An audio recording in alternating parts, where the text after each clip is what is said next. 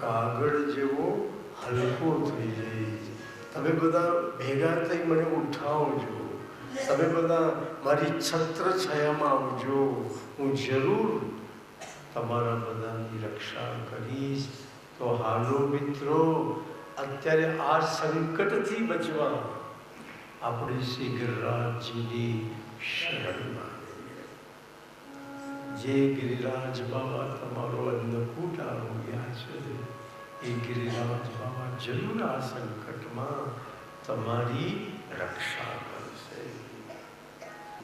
અને શ્રી કૃષ્ણને આગળ કરી તમામ બ્રજવાસીઓ શ્રી ગિરિરાજજીની શરણમાં આવ્યા. ગિરિરાજ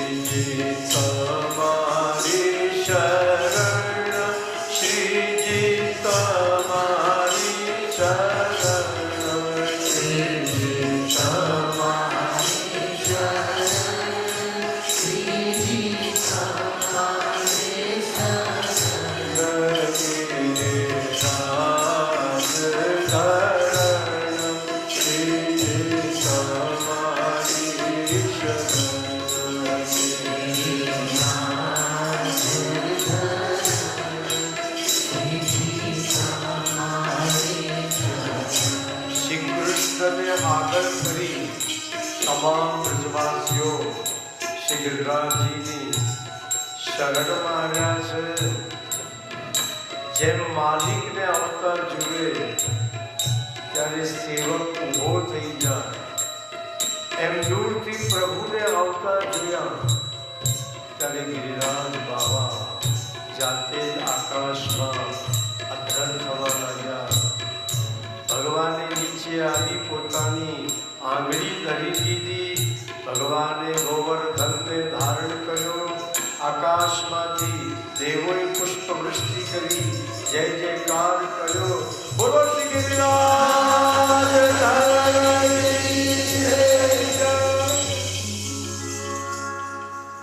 જે પરમાત્મા અનંત કોટી બ્રહ્માંડોને ધારણ કરે છે, ગામા વિશ્યજ ભૂતાની ધારયામ્યમોજસા પુષ્ણામિ ચૌષધિ સર્વા સોમો ભૂત્વા રસાત્મકા. જે ઈશ્વર અનંત કોટી બ્રહ્માંડોને ધારણ કરે છે. ભાઈ આકાશમાં બધા ગ્રહોને કોણ ધારણ કરે? તમે એકવાર અંતરિક્ષમાં જાઓ ને, ભગવાનને ના માનતા હોય તો માનતા નથી. હવે તો અંતરિક્ષની ટૂર શરૂ થવાની છે કે તમે ફેર અંતરિક્ષમાં લઈ જાય, ત્યાંથી તમે બધા ગ્રહોને જોઈ શકશો, ચંદ્રને. અને આ પૃથ્વીને પણ તમે અંતરિક્ષમાંથી જોઈ શકો. જેમ આપણને અહીંથી ચંદ્રમાં કેવો લાગે છે, ગોળ મોટો, તમે અંતરિક્ષમાં જો પૃથ્વી ચંદ્ર જેવી લાગે, પણ નારંગી રંગની છે. અંતરિક્ષમાંથી પૃથ્વી ગોળ એક ગ્રહ છે. જેમ અહીંથી ચંદ્ર દેખાય છે, એમ અંતરિક્ષમાં જાઓ તો પૃથ્વી તમને ચંદ્ર જેવી જ દેખાય, ગોળ નારંગી જેવી. અરે આ પૃથ્વી તો બહુ જ નાનો ગ્રહ છે. આપણે જે પૃથ્વી પર રહીએ છીએ તો બહુ જ નાનો ગ્રહ છે. આ સૂર્ય છે ને, એ પૃથ્વી કરતા 1000 ગણો મોટો છે. આકાશમાં જે સૂર્ય છે એ પૃથ્વી કરતા 1000 ગણો મોટો. આ એક પૃથ્વી બી આપણે પૂરી ફરી શકતા નથી. તો સૂર્ય પૃથ્વી કરતા 1000 ગણો મોટો. સૂર્યનો વિસ્તાર કેટલો બધો છે. મેં તો પૂરું વડોદરા જોયું નથી. અમુક ગલીઓમાં હજી બધું વડોદરામાં ગયો જ નથી. જરૂર જ નહીં પડે જાઓ, જઈએ હું કરવા જાય. પૃથ્વી એકદમ નાનો ગ્રહ. એમાં પોણા ભાગમાં તો પાણી, એક ભાગમાં જમીન. એ બી આપણે પૂરી જોઈ નથી. પૂરું હિન્દુસ્તાન આપણે ક્યાં જોયું છે? હિન્દુસ્તાન કેટલું સુંદર છે. આપણે પૂરું હિન્દુસ્તાન નથી જોયું. બહારની તો વાત છોડો, હિન્દુસ્તાનમાં શું નથી, અહીં બધું જ છે. તો કે છે અંતરિક્ષમાં તમે જો આ બધા ગ્રહોને ભગવાન ધારણ કરી રહ્યા, વિધાઉટ સપોર્ટ બધા ગ્રહો આકાશમાં ફરી રહ્યા છે. વિધાઉટ સપોર્ટ સૂર્યની આકાશમાં છે, ચંદ્ર, પૃથ્વી, સપ્તર્ષિઓ, સૂર્ય, ચંદ્ર, ગુરુ, બધા ગ્રહો આકાશમાં એની જાતે ગોળ ગોળ ફરી રહ્યા. એ બધાને કોણ ધારણ કરે છે? ભગવાન. અનંત કોટી બ્રહ્માંડોને ઈશ્વર ધારણ કરે છે. દરરોજ બોલો એક ગ્રહ ઉપર પ્રલય થાય છે. ભાગવતનું વર્ણન છે, દરરોજ એક ગ્રહ ઉપર પ્રલય થાય. એટલા બધા ગ્રહો છે આકાશમાં 12 મહિના. તમે જો આ ચંદ્ર ઉપર વાસ્તે ગાસ્તે ગયા અને ચંદ્રમામાં કશું નથી. મેં તો ચંદ્રમાના પથરાય હાથમાં લીધા છે. હું નાસા ગયો હતો વિસ્ટરની બાજુમાં, એ લોકો ચંદ્રના પથ્થર મૂક્યા છે ઉપરથી લઈ આવ્યા. આપણા જેવા જ પથરા છે, અલગ થોડા પથરા મૂક્યા. મેં તો ચંદ્રનું માટી, ચંદ્રના પથ્થર બધું હાથમાં લીધું. એ લોકો એપોલોમાં ચંદ્રથી બધું લઈ આવ્યા. એ નાસામાં મૂકેલું છે ચંદ્રના પથ્થર. ચંદ્રમાં આપણા જેવી માટી, બીજી કેવી માટી. એક દિવસે ચંદ્ર ઉપર બી વસ્તી હતી, ત્યાંય સમુદ્ર હતો, ત્યાંય નદીઓ હતી, આપણા જેવા માણસો, વનસ્પતિ બધું જ હતું. પણ એ ચંદ્ર ઉપર પ્રલય થઈ ગયો એટલે આખો ગ્રહ ખાલી પડી જાય. એ ચંદ્ર ઉપર પ્રલય થઈ ગયો એટલે ત્યાં પાણી નહીં, ઓક્સિજન નહીં, માણસ નહીં, વનસ્પતિ કશું જ નહીં. એ આખો ગ્રહ ખાલી પડી ગયો. મંગળ પર પ્રલય થઈ ગયો, આખો મંગળ ગ્રહ ખાલી, કશું છે જ નહીં ત્યાં. આ ભલે આટલા માર્યા કરે. એવી જ રીતે એક દિવસે આ પૃથ્વી પર બી પ્રલય થઈ જશે. આપણે જે પૃથ્વી પર રહીએ છીએ, એક દિવસ આ પૃથ્વી પર બી પ્રલય થઈ જશે. તે દિવસે આ પૃથ્વી પર સમુદ્ર નહીં હોય, વનસ્પતિ નહીં હોય, માણસ નહીં હોય. આ ગ્રહ બી ખાલી પડી જશે. કે ઓક્સિજન વગર કોઈ રેસ કેવી રીતે નહીં થાય. જેમ આ બધા ગ્રહો પર પ્રલય થઈ ગયા છે, એમ આ પૃથ્વી પર બી એક પ્રલય થશે. ત્યારે આ પૃથ્વી આખી ગોળ ગોળ ફરતી હશે, સૂર્યની આજુબાજુ ખાલી હશે. રોજ એક ગ્રહ પર પ્રલય થાય 12 મહિના. અને જે દિવસે આત્યંતિક પ્રલય થઈ જાય, ટોટલ ડિસ્ટ્રક્શન, તે દિવસે બધા ગ્રહો નષ્ટ થઈ જવાના. ખાલી કે ભરેલા. જે દિવસે આત્યંતિક પ્રલય થાય ત્યારે બધા ગ્રહો નષ્ટ થઈ જાય, કશું રહે નહીં. એવો પ્રલય હજી બહુ વાર છે. તો કે છે ભગવાન કૃષ્ણ ગોવર્ધનને ઉચક્યો. જે ભગવાન અનંત કોટી બ્રહ્માંડોને ધારણ કરે છે, એના માટે પૃથ્વી ઉચકવી આત્મા છત્રી પકડવા જેવું. અને ભગવાને બધા બ્રજવાસીઓને કહ્યું, આવો રી આવો ભૈયા, ઇસ પર્વત કી છૈયા. તમે બધા બ્રજવાસીઓ ગિરિરાજજી નીચે ચાલ્યા આવો. મારા ગિરિરાજ બાબા તમારા બધાની રક્ષા કરશે. 50% ગિરિરાજજી નીચે આવ્યા, પણ 50% બહાર જ ઉભા રહ્યા. એમને થયું કે લાલાના હાથમાંથી જો પર્વત છટકે તો હજી આપણે વીમો ઉતાર્યો નથી, અથવા વીમો આજે જ પાકી જાય એમ છે. એટલે 50% તો ગિરિરાજજી છે, 50% ગિરિરાજજી બાબા. ભગવાને એમને શું કીધું કે એ વ્રજવાસીઓ, તમે બધા અંદર ચાલ્યા આવો. તમે બધા અંદર ચાલ્યા આવો. મિત્રો, મારામાં વિશ્વાસ રાખો. હું જેને ઉચકું છું એને જિંદગીમાં ક્યારે પડવા દેતો. ઈશ્વર જે ઉઠાવે એને ઈશ્વર પડવા દે.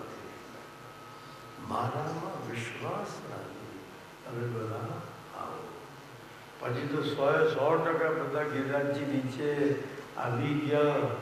અને ભગવાને ગોવર્ધન ઉચક્યો.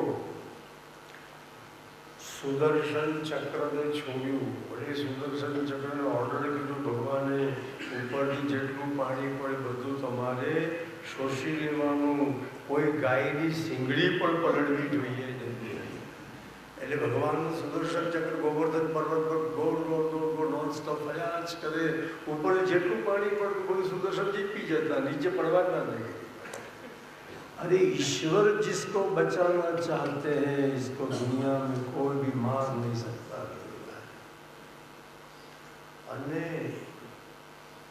એક ભાઈએ મને પ્રશ્ન પૂછ્યો, શાસ્ત્રીજી ભગવાને ગોવર્ધન કેટલા દાડા ઉચક્યો? મેં કહ્યું 7 દિવસ. મને કે ગોવર્ધન નીચે કેટલું માણસ હતું? મેં હું ગણવા નથી ગયો. નાના પણ તોય તમારી દ્રષ્ટિએ કેટલું? એવું 1 લાખ કરતા વધારે ખરું. આ લોકો એવા વિચિત્ર પ્રશ્નો પૂછે.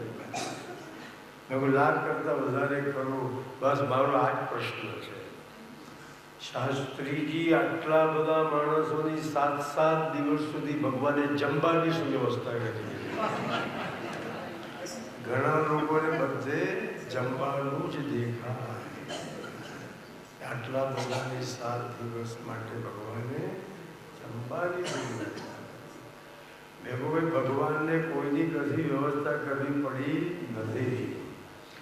ભગવાન શ્રી કૃષ્ણે ગોવર્ધન ઉચક્યો ત્યારે ચતુર્ભુજ થઈ ગયેલા. એક હાથમાં ગિરિરાજ છે, એક હાથમાં શંખ છે, અને 2 હાથથી બાંકે બિહારી એનું નાદ કરી રહ્યા. ભગવાન શ્રી કૃષ્ણ બહુ સુંદર હતા. એમના મુખારવિંદનું દર્શન કરતા એ વ્રજ ભક્તોને 7 દિવસ માટે સમાધિ લાગી. શ્રી કૃષ્ણના વેણુનાદને શ્રવણ કરતા, શ્રી કૃષ્ણના મુખારવિંદનું દર્શન કરતા એ ભક્તોને 7 દિવસ માટે સમાધિ લાગી ગઈ.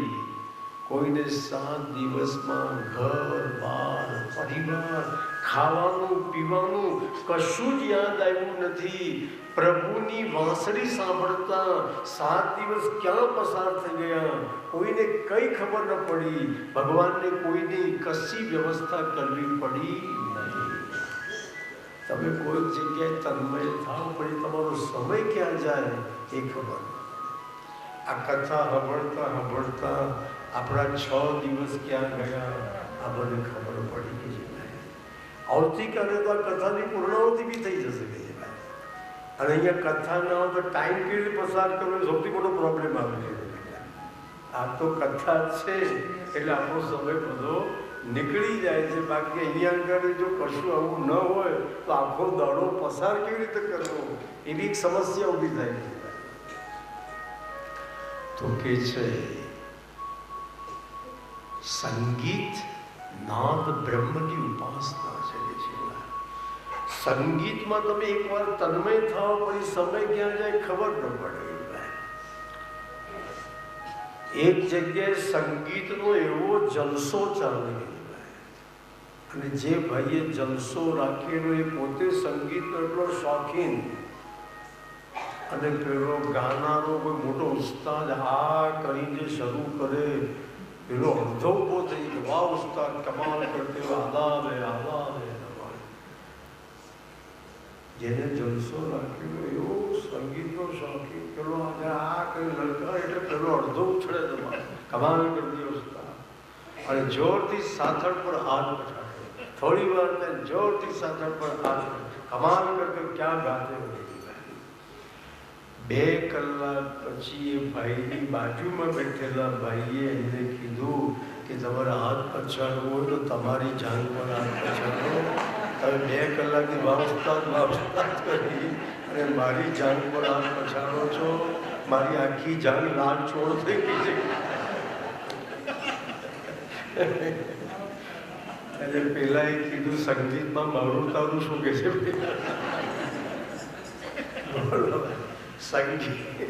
સંગીત એવી વસ્તુ છે એક વાર તમે સંગીતમાં તન્મય થાઓ પછી તમે તમારી જાન પર હાથ પછાડો છો કે બાજુવાળાની જાન પર હાથ પછાડો છો એની બી તમને ખબર રહે. એમ ભગવાન શ્રી કૃષ્ણના મુખારવિંદનું દર્શન કરતા, ભગવાનનો વેણુનાદ શ્રવણ કરતા એ ભક્તોને 7 દિવસ માટે સમાધિ લાગી. કોઈને 7 દિવસ ખાવાનું પીવાનું ઘર બાર કશું યાદ જ નથી આવ્યું, એટલે પછી ભગવાનને કોઈની કશી વ્યવસ્થા કરવી પડી નહીં. અને ભગવાન ગિરરાજ ધારણ કરી ઉભા છે. એક ગોવાળિયાએ તો કૃષ્ણ ભગવાનને પૂછ્યું, લાલા આટલો બધો વરસાદ કેમ પડ્યો? ભગવાનને કીધું, દોસ્તો જેટલા પ્રમાણમાં મારા ગિરિરાજ બાબા અનુકૂળ આરોગ્ય છે એટલા પ્રમાણમાં એમને પીવા માટે પાણી બી તો જોઈએ. એક ઇન્દ્ર નામનો ગિરિરાજ બાબાનો સેવક ઉપર બેઠો છે. એ ગિરિરાજજીને પીવા માટે જારીજીનું જલ રેડી રહ્યો છે. આ વરસાદથી તમારે ડરવાની જરૂર નથી. આ તો અનુકૂળ પછી ઇન્દ્ર ગિરિરાજજીને પીવા માટે જારીજીનું જલ રેડી. પ્રલયના મેઘ વર્ષે છે ભગવાન કે જારીજીનું જલ રેડી. અને પછી તો 7મા દિવસે તો ભાઈ બધા મેઘ ખાલી થઈ ગયા. બધા મેઘ બી ખાલી થઈ ગયા. વરસાદ પડતો બંધ. 7 દિવસ પછી વ્રજવાસીઓ સૂર્ય જોયો તો भगवान ने कहूँ मित्रों संकट टल गया है, आफत टल गई है, तुम जल्दी से बाहर निकलो. मेरे गिरिराज बाबा को 7 दिन का जागरण है, वो आराम फरमाना चाहते हैं, जल्दी से बाहर निकलो. બધા ફટાફટ ગોવાળિયા બહાર નીકળી ગયા.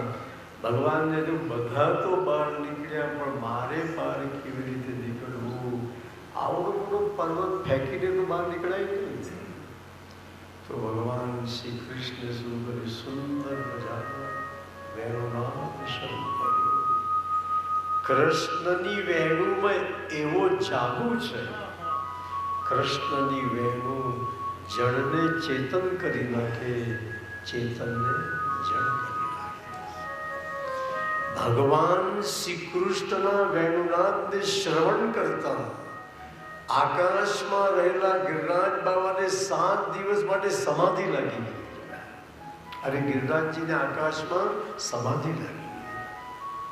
ભગવાને ધીરે ધીરે પોતાનો હાથ નીચે લઈ લીધો. વગર સપોર્ટે ગિરિરાજજી આકાશમાં ઉડેલા. કૃષ્ણના વેણુનાદને શ્રવણ કરતા એમને સમાધિ લાગી ગઈ છે.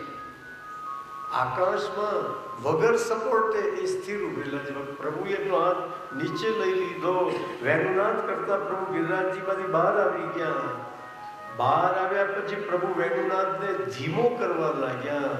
જેમ જેમ વેણુનાદને ધીમો કરતા ગયા તેમ તેમ ગિરિરાજજી ધીરે ધીરે નીચે ઉતરવા લાગ્યા. જ્યાં પ્રભુનો વેણુનાદ બંધ થયો ત્યાં ગિરિરાજજી જ્યાં હતા ત્યાં સ્થાપિત થઈ. कान कुंवर के कर पल्लव पर मानो गोवर्धन नृत्य करे. कान कुंवर के कर पल्लव पर मानो गोवर्धन नृत्य.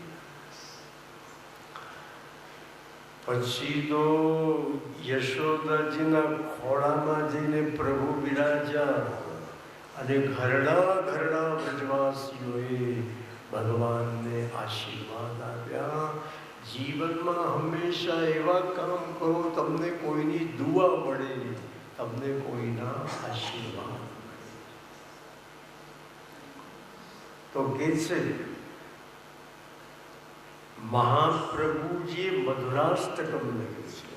વલ્લભાચાર્ય અધરમ મધુરમ વદનમ મધુરમ નયનમ મધુરમ હસિતમ મધુરમ હૃદયમ મધુરમ ગમનમ મધુરમ મધુરાધિપતે રખિલમ મધુરમ મધુરાધિપતે રખિલમ